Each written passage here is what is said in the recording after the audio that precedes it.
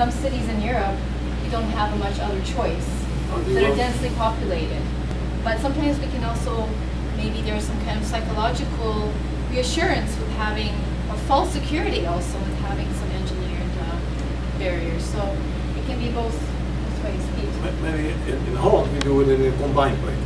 You know, we believe very much in dikes in Holland since the millennium now, more or less. The first poles were constructed around the year 1000. But nowadays, with climate change and with other changes, especially in the upper watershed, we see that our dikes need strengthening. And they are designed to an occasional flood that may come once every 1,200 years. That's science, don't ask me how they have designed it. And in places where there's less economic interest, it is once every 500 years. But even then, given the changes in the upper watershed and the climate change, the amount of water coming down the Rhine River, if you want to construct dike to cope with this 1,200 years flood, to protect, for instance, the city of Rotterdam, is going to be very costly. And what we have done now is restoring wetland functions. We have now overflow flood places where we have removed the people, the farmers that were living in there, put them on artificial hills again, so that in case this thing comes, instead of building a very high dike, which technically is possible but very costly, the water goes into these new wetlands, or old wetlands if you want, but that are restored wetlands. So it's a combination, because it's cheaper. Yeah. It's cheaper, finally. It works nicely. It's a kind of hybrid approach, which I think then will be a presentation later on also from Japan about combining these hybrid approaches between some physical barriers where it's necessary because of so populated areas, with also some ecological measures as well. Sorry, would there be a document or something on the example you just wanted? Oh yeah, again, it's well documented by the Dutch Water Board. Yeah. We have some case studies. I don't have it with me here, but we have some case studies now that Marisol's found. Any other comments, questions to Radhika's really very good presentation? It's very complete and thorough throughout the whole spiral. I just want to go back to the traditional knowledge issue, and I fully agree with you. We often undermine that, and we've been trying to convince donors that we can't wait for science. People who are at risk from hazards cannot wait for science to catch up. So in parallel, we also need to start documenting and preserving some of this traditional knowledge. And again, there's just no interest, no response to do that. And often we find these days that scientific knowledge is, the baselines for scientific knowledge goes back to traditional knowledge, is the elderly people who can tell you how wide the river used to be, how high the slope was. And from that we start doing our scientific research, and that's never recognized that one is really dependent on the other. But again, this is just not a priority, unfortunately. Yes, maybe it would be a good example that what we're having now. Actually, from the knowledge from the old people, we're starting a new project in our country that is to conserve the alpha variety land races remaining. This kind of forages didn't be touched by any. So just because of the economic-wise, the price of the seed of the Romani only is very high, and usually farmers and old people working in this, they don't like the varieties 67 which we collect around the country from different places.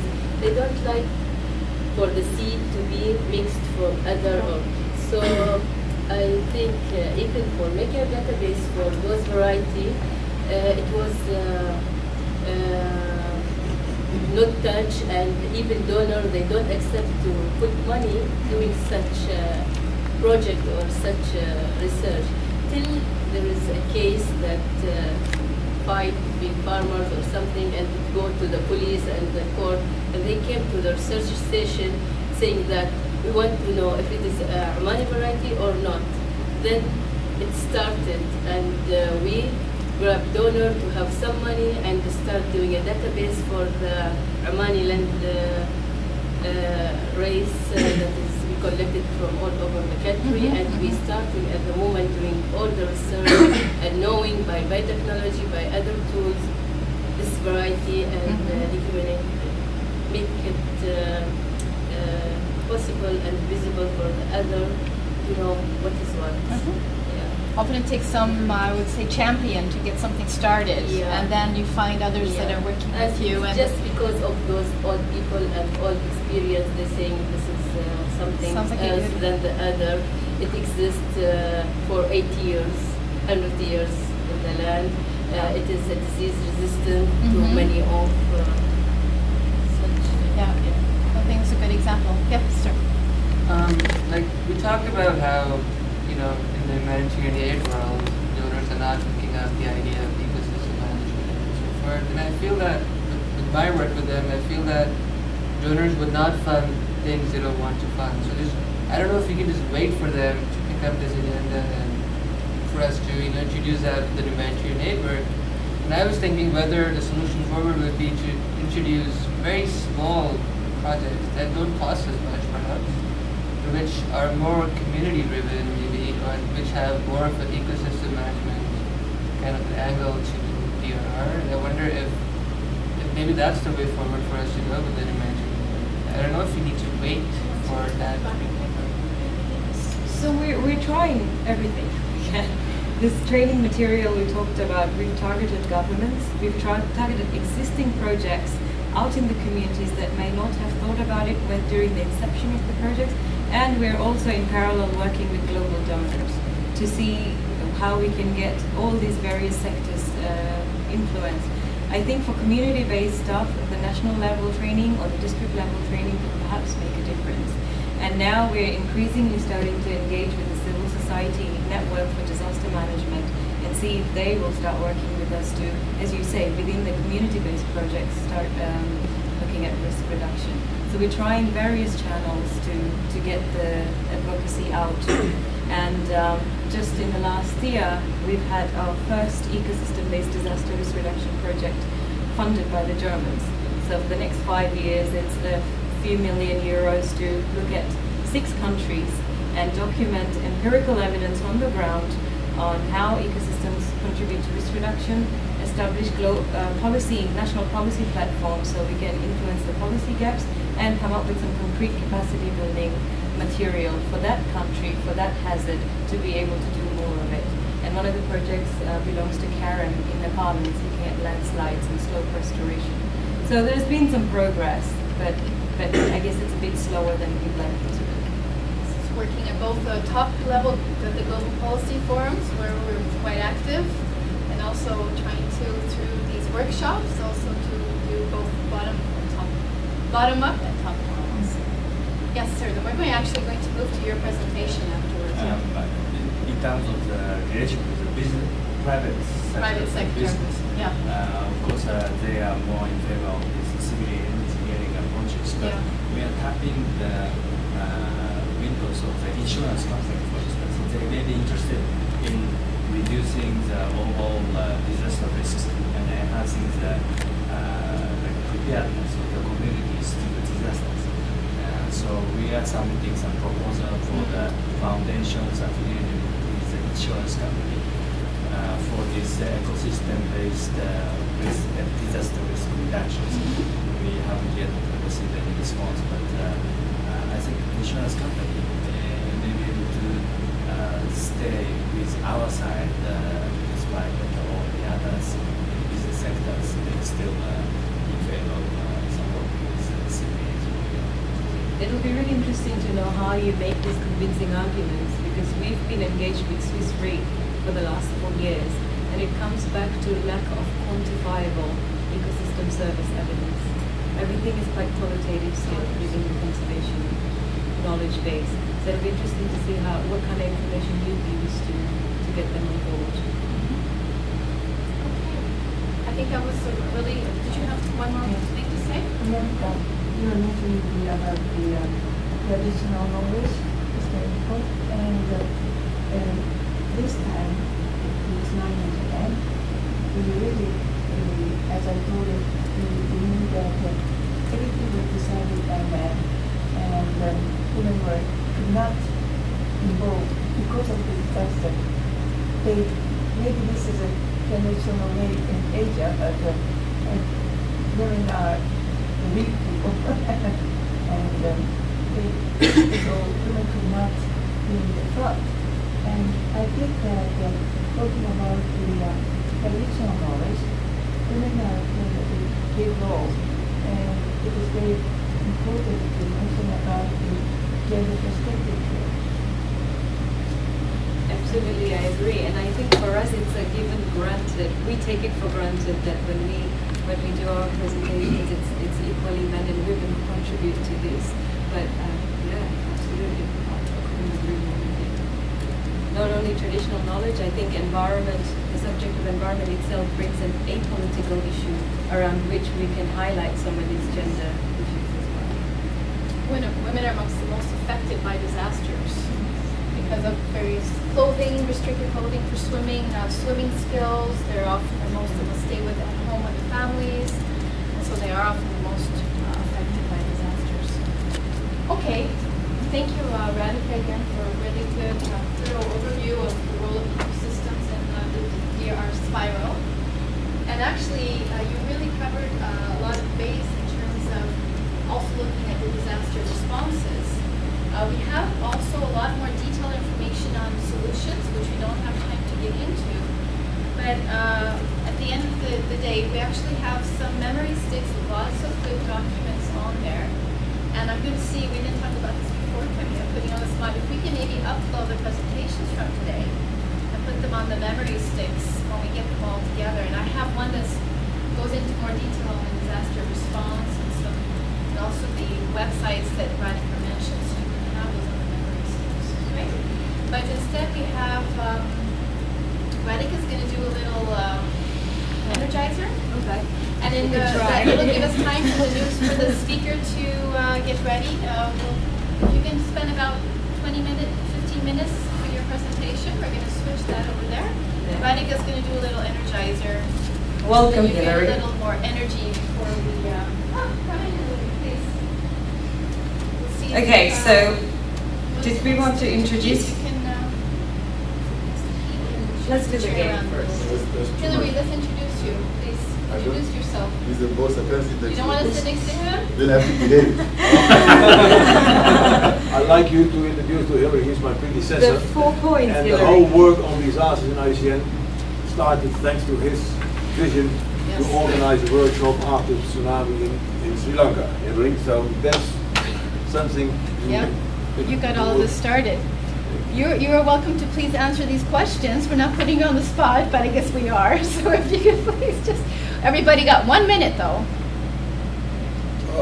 4 questions, easy. You have to stand up.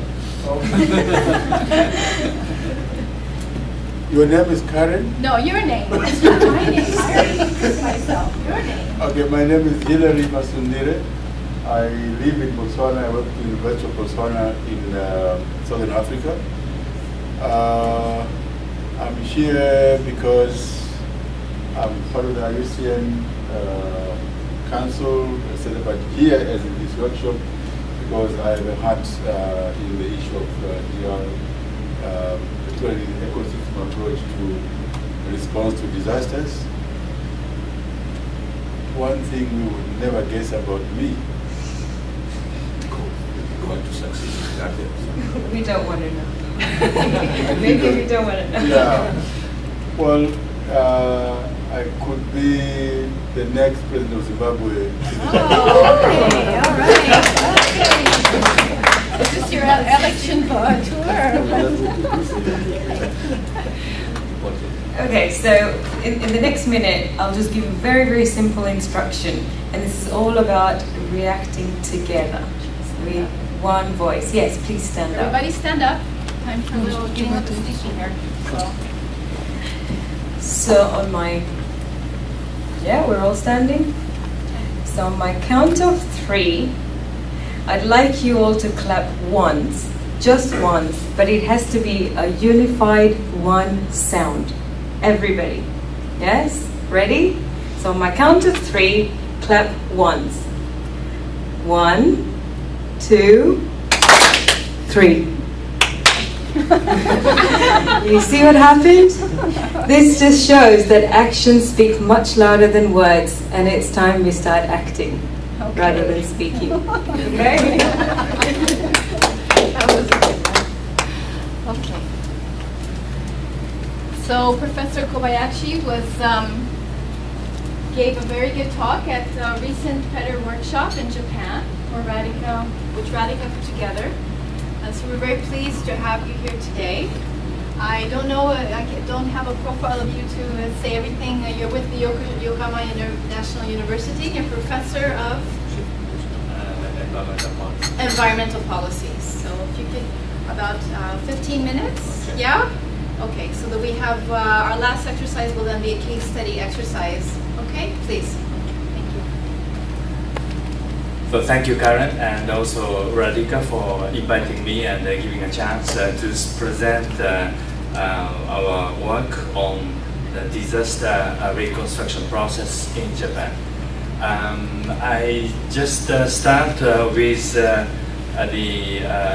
some cases, and before talking about one city case in Rikuzen Takada, I just show you this dikes, which is in the Kamaishi and the different cities that has the 6 meters dike that was recorded as in the Guinness book in 2010. So this high-tech Japanese industry, highly proud of, world recorded in 2010, but this was destroyed completely by the tsunami in the year 2011. They say that this dike delayed the arrival of tsunami by 6 minutes, but the cost of this dike construction was 140 billion Japanese yen, 14 billion US dollars type. So this shows strengths and the limits of the civil engineering dikes. The other example is this Rikuzen Takada's pine trees. You see these green pines with white sand that was used to fix sand movement to protect the coast. 70,000 pine with a history of over 300 years lasted there till March last year when tsunami hit these areas. Only one pine survived for several months, but now it was declared to be dead, and there was still contentious debates, but they decided to put about $1 million US to conserve this pine that was already dead, but they conserve it as memories of these disasters. And these disasters, as Ms. Domoto mentioned at the beginning, 20,000 casualties and economic damages. It also generated voluminous waste debris that was like 22 million tons over mainly 3 prefectures. Apart from this debris in the Fukushima that has radiation problems, Miyagi and Iwate, 2 prefectures, they have a debris which is equivalent to like 11 years or 19 years that they don't know how to do. Government decided to dispose this within 3 years time frame. To do that, they are now working to collaborate with several other prefectures. Actually, the government spoke to all the prefectures in Japan to see whether they can accommodate the waste from the disaster-affected areas.